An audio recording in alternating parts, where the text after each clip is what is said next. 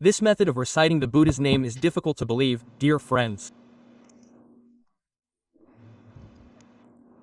It's not simple for someone to hear about it, believe in it, and then recite the Buddha's name and prostrate to the Buddha every day. Even though I said 40 minutes of prostrating to the Buddha, you are very fortunate to be able to do it daily, and the more you prostrate, the more you enjoy it. But for someone who doesn't have enough karmic affinity, it's not simple at all. For example, if you have enough karmic affinity, you'll enjoy hearing the Buddha's name. Wherever you go, if you hear the Buddha's name, you'll turn your head to look for it. Or if there's a car behind you with Amitabha Buddha written on it, you'll want to drive closer to see if you know them. Look, there's our group. Oh, Amitabha Buddha. The car behind us. Quote. You'll chase after them, roll down the window, and say, hello, it's me. I'm a follower of Amitabha Buddha. Quote. See? I'm so happy when I meet people like that. It's like meeting close friends after a long time. Many years have passed since we left our hometown. Today we meet again, and we are overjoyed. Quote. Therefore, you enjoy reciting the Buddha's name because you know it's beneficial. Reciting the Buddha's name brings joy, peace, and resolves many problems and suffering in your heart. People ask me, why does reciting the Buddha's name resolve suffering? Because the word Buddha means enlightenment. So reciting the Buddha's name is reciting enlightenment, understanding that all suffering in life is due to the karma we create and the consequences we bear, so we don't resent anyone.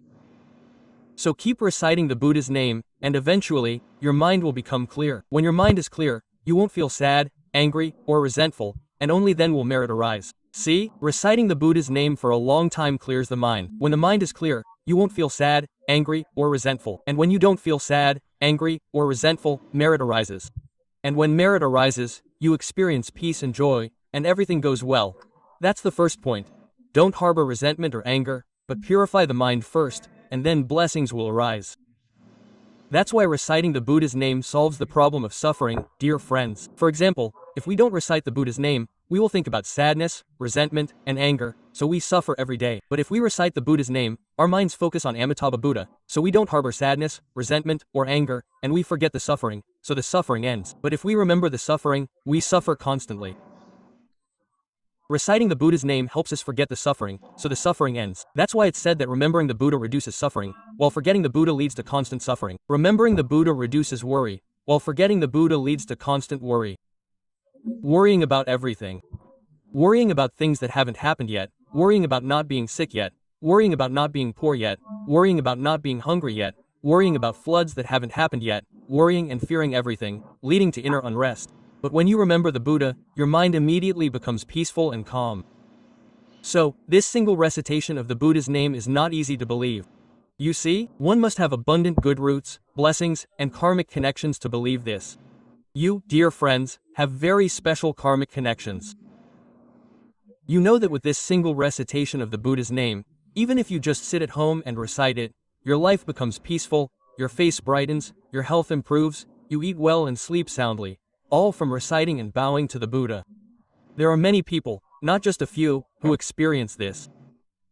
I, Heendak, am the one who feels this most deeply, because the method of reciting and bowing to the Buddha is something I promote and practice together with you.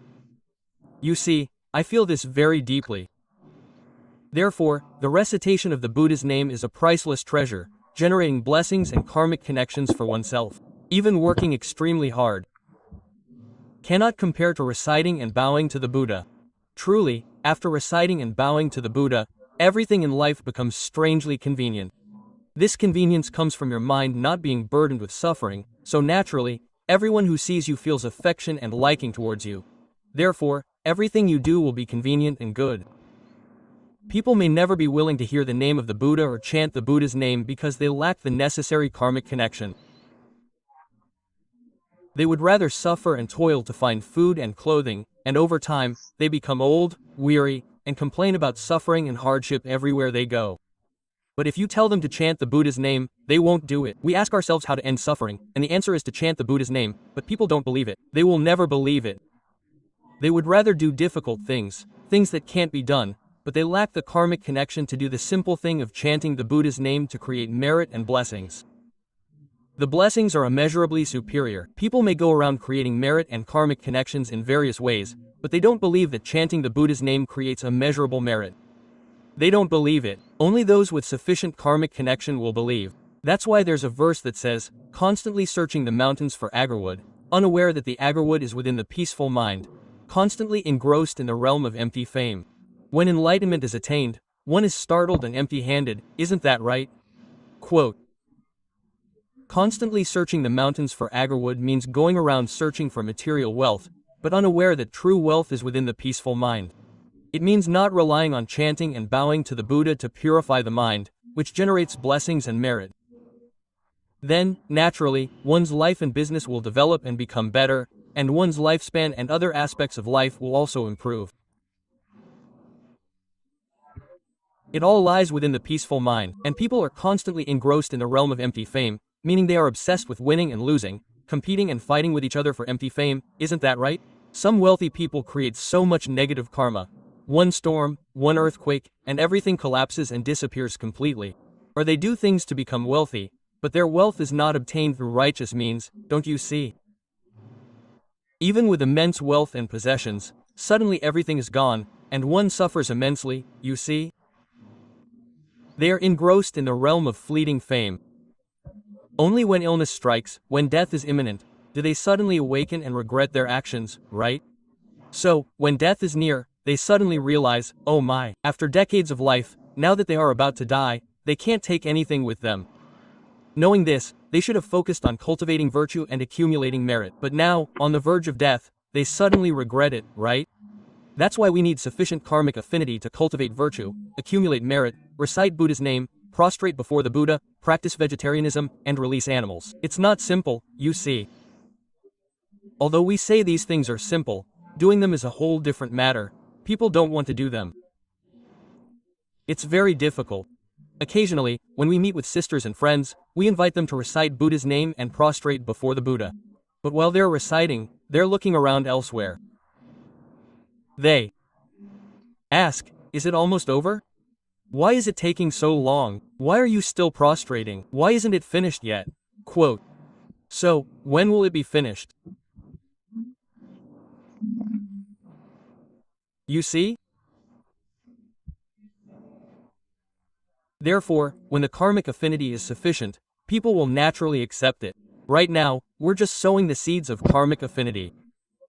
As for ourselves, those who accept and like it, we try our best to maintain it, to continue reciting Buddha's name and prostrating before the Buddha. So, having someone in the family who accepts the Buddha's teachings and knows how to cultivate virtue and accumulate merit greatly influences the family's well-being. It has a huge impact on the family. That's why, during the time of the Buddha, there was a story about an entire forest filled with foul-smelling plants, representing a family lineage that didn't know how to cultivate virtue and accumulate merit or accept the Buddha's teachings. But within that lineage, there was one person who knew how to cultivate virtue, accumulate merit, and recite the Buddha's name. It's like the Buddha's analogy of a sandalwood tree growing in a forest of foul-smelling plants. Just one sandalwood tree can transform an entire forest of foul-smelling lang-lang trees. That's why in Buddhism there's a saying that when one person achieves enlightenment, the entire family benefits. Do you see? So, how do you repay your parents' kindness in the most perfect way? By attaining rebirth in the Pure Land, so that your ancestors and parents can be reborn in the heavenly realm and enjoy blessings. That is the ultimate way to repay your parents' kindness. Do you understand? Then, after reaching the heavenly realm and then the Pure Land, you practice Buddhism and become a Buddha, and you look at the karmic connections and continue to guide them throughout the heavenly realm.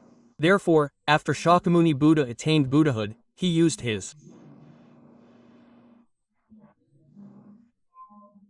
divine powers to see where his mother was currently reborn.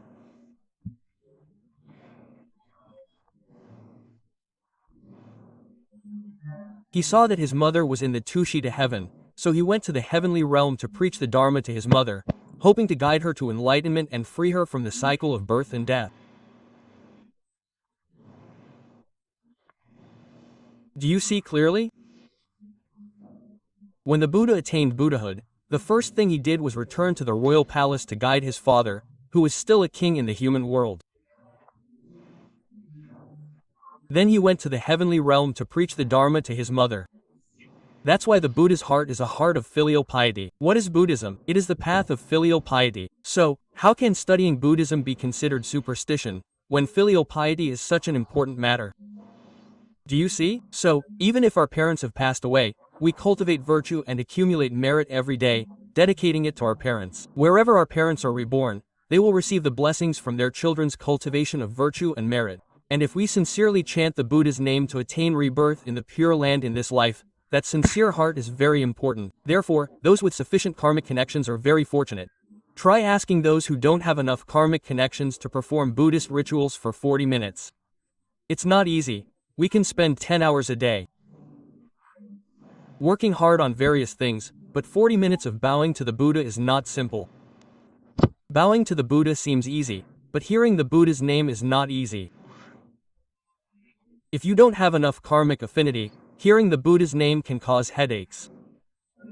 Some people even get scared of ghosts when they hear the Buddha's name. They're afraid of death and all sorts of things.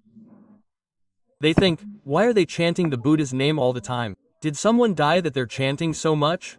Quote, it's not simple, everyone. From that, you hear the Buddha's name and you like it, and when you're walking down the street and you see someone chanting the Buddha's name, you follow them to see. If you recognize them, you'll know it's not simple. Or when you go somewhere and hear the Buddha's name, you feel virtuous and the energy of chanting the Buddha's name makes you look around to find where it's coming from. This house is chanting the Buddha's name, it's so good, see? It's not simple, everyone. And then, wherever you live or sleep, you hear the Buddha's name and you sleep soundly and peacefully. Notice that people who chant and bow to the Buddha look happy, generous, and relaxed. See? Therefore, the merit of chanting the Buddha's name is very special, but finding truly sincere people to practice it is difficult, so this online Dharma center is very rare.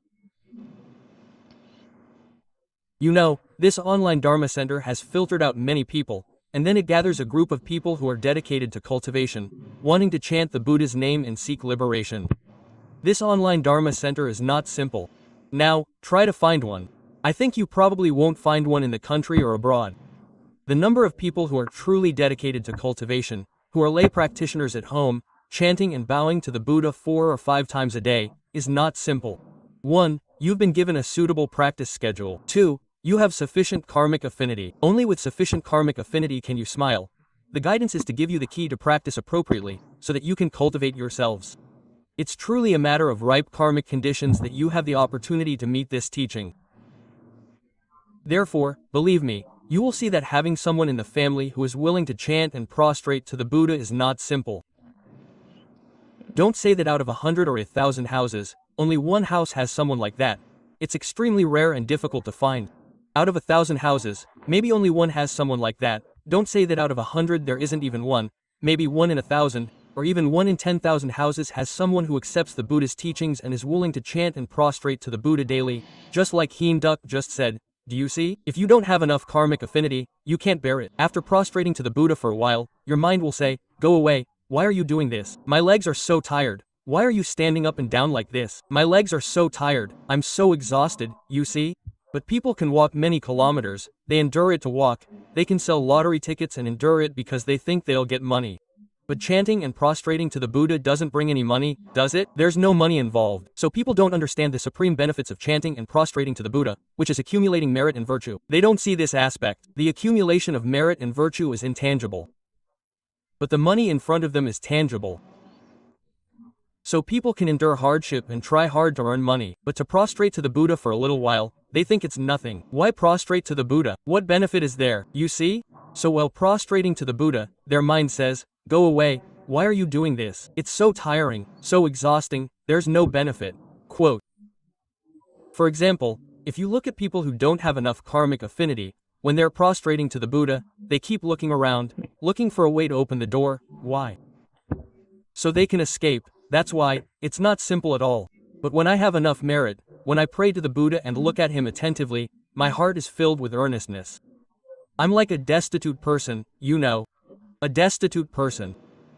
Looking at the Buddha as if I were a wanderer.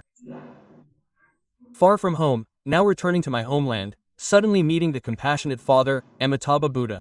Naturally, in my heart, I look at him with earnest eyes. Truly, with heartfelt earnestness, looking at him as if overjoyed to see him. That is a special kind of merit, you know. For example, someone who doesn't have enough karmic connection, or only a weak connection, they might chant the Buddha's name and look at the Buddha for a moment, then they'll look around to see if there's an open door somewhere.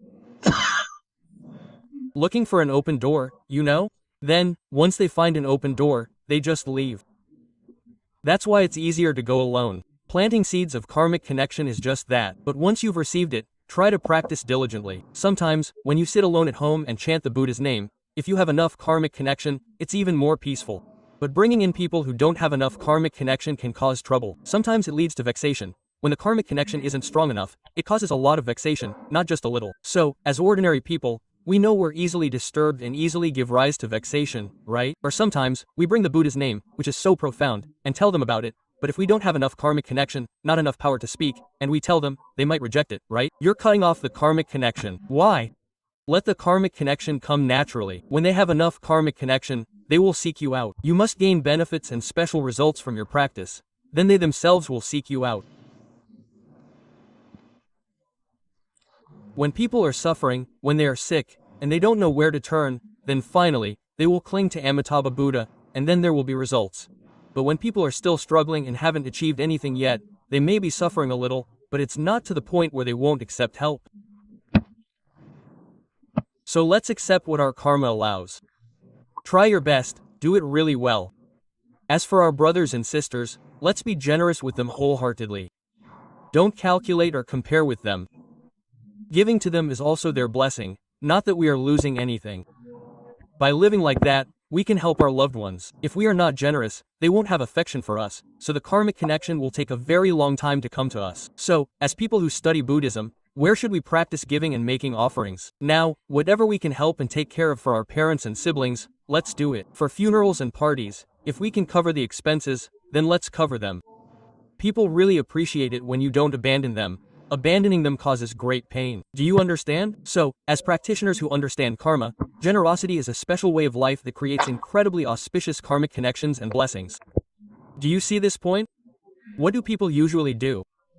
If you can cover the expenses, then you're number one, right? But you try every way to avoid it. People feel a lot of pain in their hearts when they have to spend even a little money. See? So, spending money is sometimes like shedding blood. It's very painful, isn't it? So, as people who study the Dharma, we must have a generous heart. If you can cover the expenses, then cover them. Yes, you're number one, sister, you're number one, okay? Sometimes, if you have enough karmic connection, you can even help them. But actually, you're not really losing anything. Because blessings are shared, everyone has blessings. Without blessings, you can't even drink a drop of water, let alone share a bun, remember that. Without blessings, you can't even drink a drop of water or eat rice. Don't talk about sharing a bun, I'm telling you this. So, if you understand this principle, feel free to give away your money and material possessions. Give whatever you can, it's okay. The more you give, the more you will receive. Believe this 100%. The more you give, the more you will receive. Why? Because they have merit, and you are creating the conditions for them to receive it, so your blessings will increase very quickly. Be completely at ease. Never complain or grumble in your heart when you help or give to someone. Why complain? It's their merit. Why complain about it? Don't complain at all. It's their merit. You're just helping them receive it a little faster. If they didn't have merit, they wouldn't even be able to get a drop of water to drink, let alone food. So from now on, be sincere and share with them. Don't complain to them. Don't think, why don't they thank me? Don't expect any thanks at all. If they want to thank you, fine. If not, let them be. Just help them. Do this sincerely, then you will see your blessings become extremely great. Your merit will increase day by day. Your blessings will grow bigger and bigger. You will never lose anything. Never feel pain or regret when you give away money or possessions. Don't feel pain or regret when you give something away. For example, I, Heen Duck, keep ordering prayer beads. People order 1,000, and if they haven't ordered yet, I order them myself. I give them away. Give them away whenever the opportunity arises. Wherever I go, I give them away. Today, 1,000, they're all gone again. I'm preparing to order another 1,000. See? It means doing good for others, continuously, little by little. and the audio players for listening to Dharma teachings are also being made. If there are more later, we'll give them away, okay? Just keep doing that for a lifetime, accumulating merit. Just recently, someone created an entire long stretch of road with energy lines. When we hear about it, we do it immediately, we seize the opportunity. Because why? Anyone who passes by and sees the bright lights, we cultivate merit and virtue with them, you see. The opportunity arises, and we do it immediately. From birth to death, we cultivate merit. From birth to death, we cultivate merit. Once you understand the principle of creating merit and virtue, you naturally do it sincerely and wholeheartedly. Wherever you go, you benefit people. Whichever locality you go to, the people there benefit. Honestly, ladies and gentlemen, any locality that has a person with a generous heart and accumulated merit, that locality is truly blessed. We see it clearly.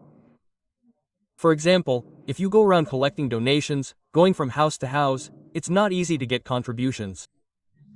For example, the process is, one house contributes 500,000 Vietnamese dongs, another contributes 100,000 or 200,000 Vietnamese dongs, and some might promise but never contribute. But if you encounter a family that knows how to cultivate merit and virtue, they seize the opportunity to cultivate merit and virtue immediately, without any hesitation or lengthy explanations.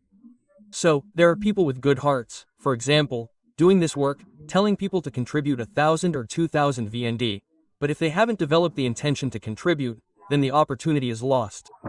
We just let it go, and wait until they have the right conditions to contribute all at once. Don't think like the worldly people who think, oh well, let's just do this to create karmic connections for everyone, because they haven't yet developed the intention to sever those karmic ties later. So we should develop the intention to nurture those karmic connections for them, so that when the time is right and the conditions are met, they will be liberated. You must think about the Dharma. In this way, when the conditions are met, your way of thinking will be a supreme worldly Dharma. So, what is spiritual practice in a person's life? Giving. What is spiritual practice? Giving. What is spiritual practice? A vast and generous heart. Giving. Giving through material giving, Dharma giving, and fearless giving. Giving even when you're angry, giving even when you're resentful, giving even when you're attached. Give everything away. Instantaneous enlightenment is the enlightened mind. Remember, what is spiritual practice? It is giving. Give everything away, and you will instantly attain enlightenment. But if you cling to everything, if you hoard everything and hide it away, then you lose. How can such a narrow mind attain enlightenment? So what is spiritual practice? What is enlightenment? Giving. Giving in diverse ways. Expanding the scope of giving is incredibly profound. What is spiritual practice? Expanding the heart through giving. Do it sincerely. Then you will see that your life and your blessings will be immeasurably great. Your wisdom will be great, and your contentment will last a long time, stemming from giving. Material giving, Dharma giving, fearless giving. Give everything away, even your anger and resentment. Don't keep anything in your heart. Therefore, let everything fly away, and you will be free and joyful. I wish you peace and happiness. Amitabha Buddha. Amitabha Buddha. Amitabha Buddha. Amitabha Buddha. We will meet again in the Pure Land, everyone. Amitabha Buddha.